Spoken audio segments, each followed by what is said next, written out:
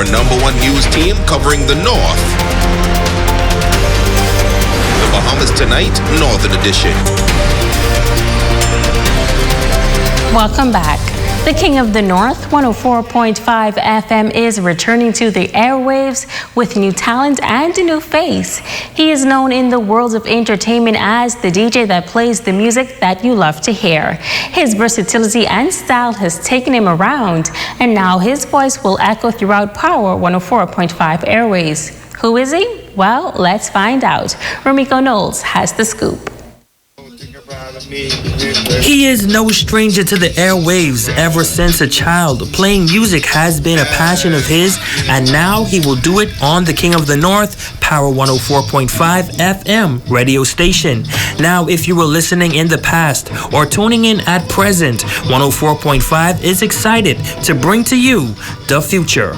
Yes, I signed the dotted line. Starting a new venture. I'm very excited for this opportunity. I'm happier than a baby inside a candy factory. Man, I can't wait to mash up the place. They say the apple doesn't fall far from the tree, and for this entertainer, playing music runs in the family. I got started because my father is also a DJ. Big shout out to DJ Scorpio.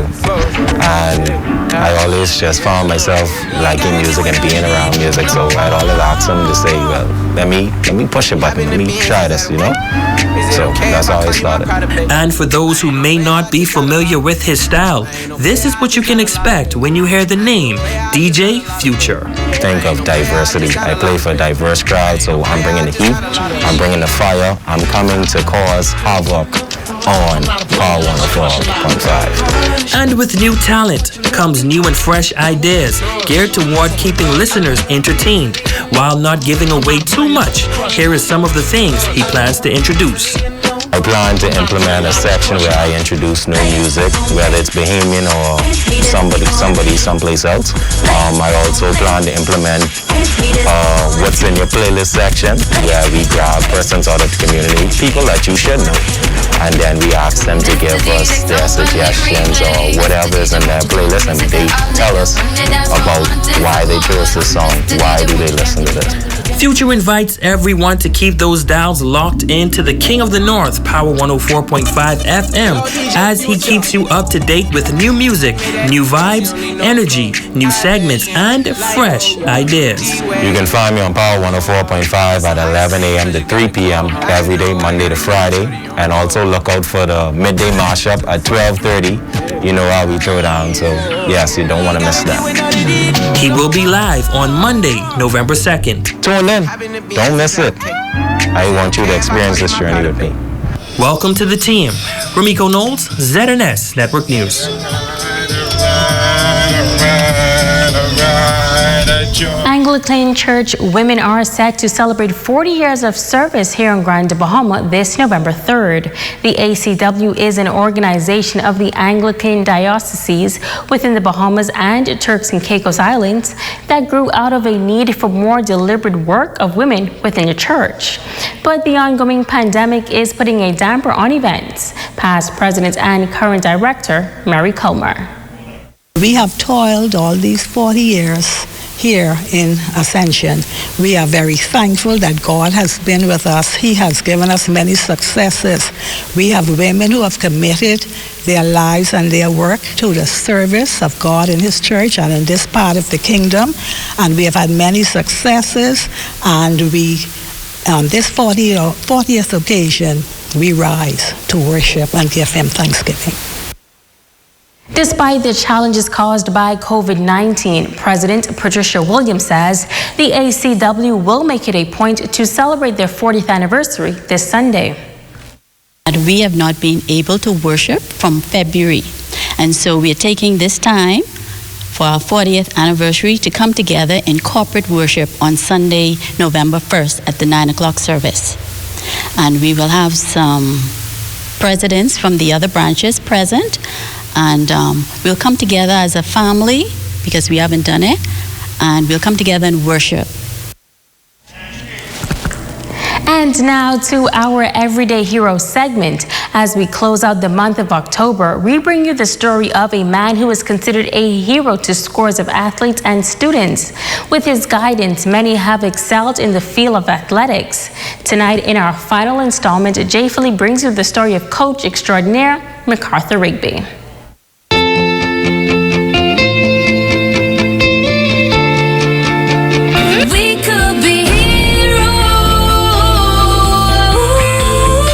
Macarthur Rigby, a prolific athlete who played just about every sport back in the 70s and 80s. Coach Rigby grew up in 8 Mile Rock, where he says he learned how to build tough character. Nowadays, you can find Macarthur at the YMCA tennis courts, either playing tennis or coaching. He has traveled the world as an athlete and coach.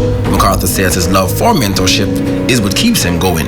What I do, I really do, because I really believe that we as a country have a bunch of very talented young people, and it just takes someone who believes in the talent that they have, you know.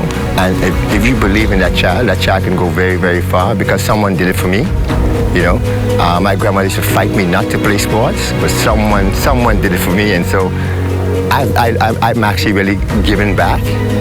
And I also believe I'm called to do it, because really it isn't about how much money I make. It's really about seeing that child develop. Macarthur says he started playing sports at the age of 12 against his grandmother's wishes, but that did not stop him. The basketball court, which you go there in the mornings and evenings, even on Sundays, when your grandmother thinks you're still in church, you sneak out, you go to the basketball court. Football season, you go and play football. Baseball season, you go and play baseball. So I was really exposed to everything, and I played everything against my grandmother's will again. He was considered one of the best athletes in Grand Bahama at one point, good enough to earn a contract to play professional football in Canada for the Toronto Argonauts. So people couldn't believe I was that good. And then the next year I realized that I should be home, so I went home. But by then they accepted me because they knew I was good.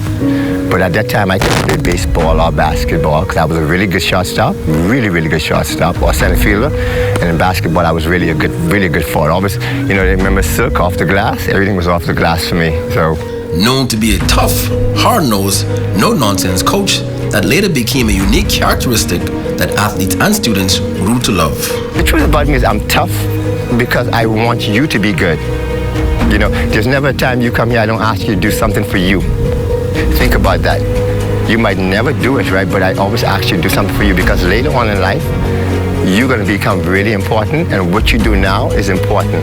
I wish I'd understood that earlier, but I'm glad I did understand that, because at 49, I believe God speaks to me. He told me, say, you need to start exercising even more. Macarthur says that every day he is reminded about the fruits of his labor when he sees persons whom he would have helped at some point in his life. He says that motivates him. Now when we see each other, it's like a reunion every time. We always had a mantra: make good decisions. You know, you're gonna make mistakes, but calculate your mistakes and make good decisions. So that's one. Every time I see them now, Rigby, I'm making good mistakes, and I'm like, and we always end up with lots of love.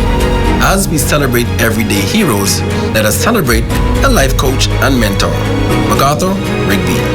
I'm Jay Philippe, ZNS Network News. And don't go away, our Facebook friend of the day is up next.